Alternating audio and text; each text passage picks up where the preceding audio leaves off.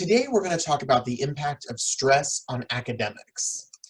In order to understand stress, we really need to understand what is mental health. Well, this is a really long definition from the National Institute of Health.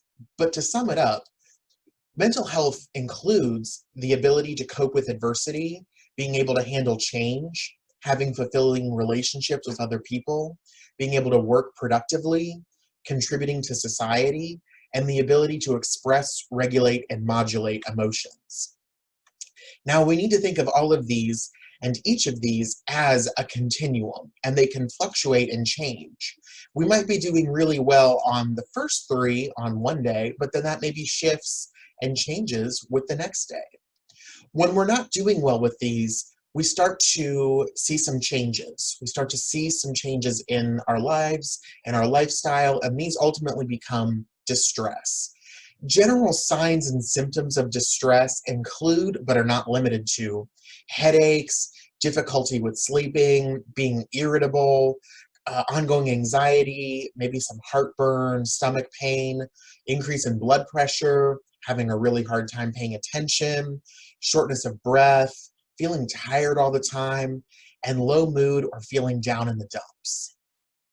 Now, some characteristics of distressed students. We're going to look at level 1, level 2, and level 3. Generally, for level 1, behaviors might not be troublesome to others, but they might signal that the student is upset about something.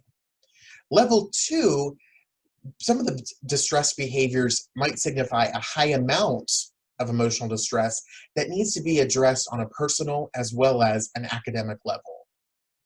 Level 3 is for our students who are in crisis and typically need emergency care or immediate intervention. Things we might notice on level 1 would be extremely poor academic performance or a change from high to low grades. Maybe students are doing really well and then suddenly we notice that something's going on. Maybe there are excessive absences, particularly if their prior class attendance was pretty consistent and pretty strong. Maybe we notice changed interaction in the classroom. Maybe they were sitting up front and now all of a sudden they're sitting in the back, or they were someone who always answered questions and asked questions and now they're not engaging at all. Maybe they have a very obvious depressed mood. Maybe there's a change in their activity in the classroom. Sometimes we notice students crying. Something we also might see is a noticeable change in appearance and hygiene. They have very poor hygiene. Maybe they're missing exams. Sometimes our students will, experiencing distress, will have an inability to remain awake in class. With level 2, maybe there are repeated attempts to obtain deadlines and extensions for assignments and exams. Maybe there's new or ongoing behaviors which disrupt your class or student interactions. Maybe there are inappropriate or exaggerated emotional reactions to situations. This can also include a lack of emotional response to stressful events.